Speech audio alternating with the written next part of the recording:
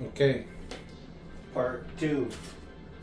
And now I have the sinew. Oh, what I also noticed about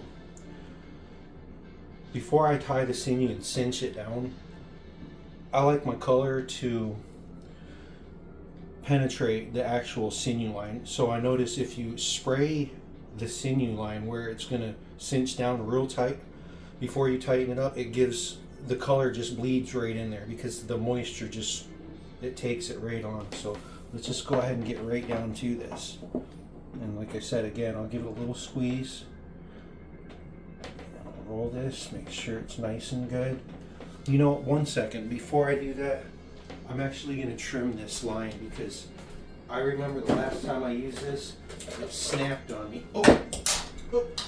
And when it snapped on me, it pulled, it doesn't have enough, what do you call it?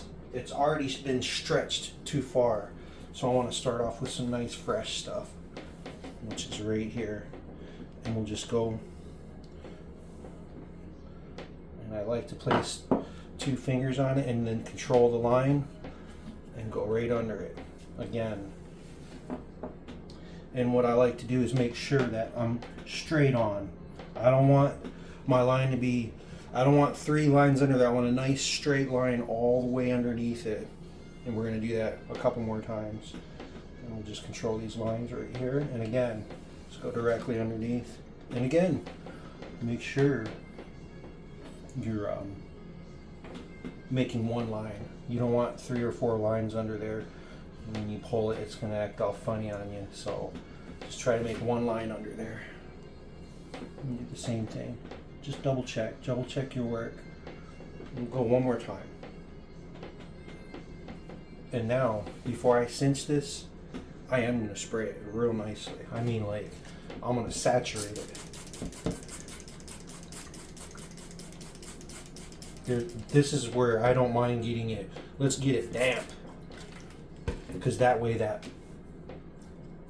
dye just bleeds right in there when it starts melting. So that's what I like.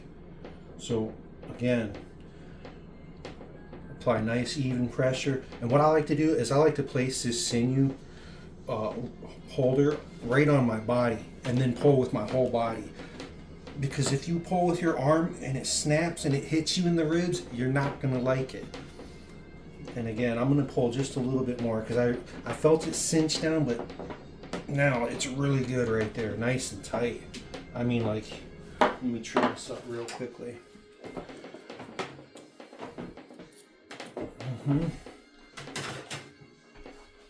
Now look how tight this one is right here. Nice and good. And this is where the fun begins. So remember, the front of the shirt is on the bottom. And the this is, like I said, it looks all whatever right now. But if you just start working from the inside and outward, it's going to be real nice. And it's okay to get this a little bit damp. Maybe in between your pleats a little bit. And also just go ahead and catch the other side of it too. That's how I like to do it, because you get a little bit damp, you're going to be good. It's going to work with you. It won't play around. And we'll go ahead and start from here. So you got to decide, like, what way am I going to twist it? What way am I going to do this? And if you just look like, well, there's a sleeve here, and this is the bottom of the shirt. So I can already see that this is already nice and pleated. Let's just go ahead. You know what? It really doesn't matter what way you do it. You can do it however you want. However, I like to, let's just go ahead. Let's go ahead and just start pulling on the edges a little bit and see where we can come up with. Let's spin it this way. Let's just give it a little spin. And as we're going, you can see the pleats starting to come together. And you want them to be basically even all over. and we'll do this. I can see that how they're trying to, you know, pull them out and around. You don't want too many wrinkles in there. You want your pleats to be nice. Let's give it a little extra moisture.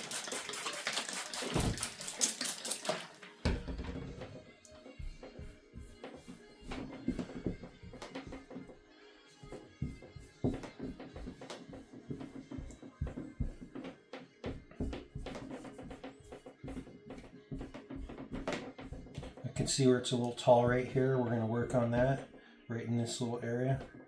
I don't want to be too tall right there. It really doesn't matter. As long as you get some nice pleats in there. And like I said, this is why I like the sinew colander dye versus just a straight up colander, because this is going to stay real nice. I'm going to flip this too, so honestly it will matter. I shouldn't say it's not going to matter. It will matter. Let's get the outer edge a little bit more moisture.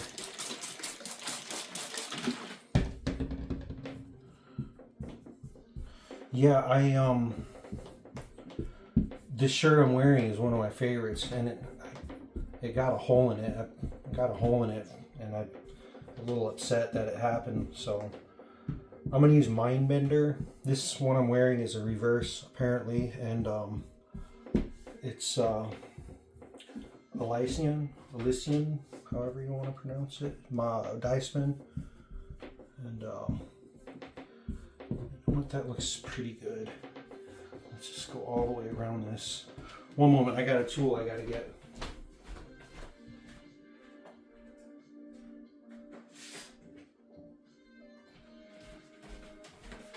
Good old handy dandy plastic cutting board. Super helpful to lift your projects up and place them on your bowl. So this is pretty good. I'm pretty satisfied with it. Next, I will go ahead and do a placement video. Step 3 incoming.